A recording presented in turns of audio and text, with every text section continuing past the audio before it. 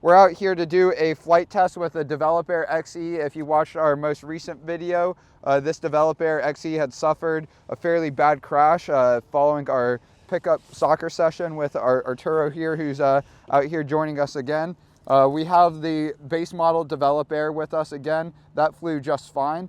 We're going to take the telemetry radio, the MLRS MR900 30 radio that's made by Maytech, swap it over to this Developer XE because we identified that the radio that was installed in this Developer XE was the issue last time. We're still not sure if it was a firmware or some sort of software bug on the radio, like with parameters and configuration, or if it was actually a hardware failure. But we'll do more troubleshooting and diagnostic work to figure that out. But for the time being, we'll go ahead and get this Developer XE set up.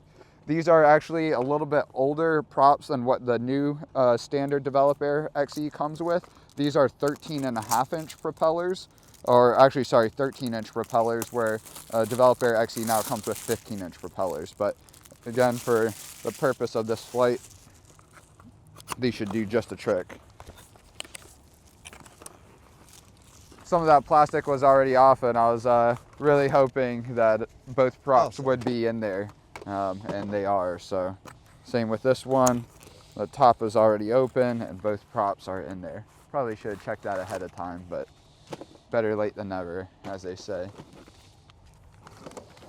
Are you going to put them here? No, we can throw those away. Yeah, thank you. I was just having to ask Arturo if he's ever watched one of, if not probably my favorite movie, The Princess Bride. Unfortunately, woke up to some pretty bad news, or less than ideal news. Rob Reiner had passed away. He was murdered by his son, him and his wife. And then he's also very notorious for a movie called This Is Spinal Tap, or Spinal Tap. Have you ever heard of that one, Spinal Tap?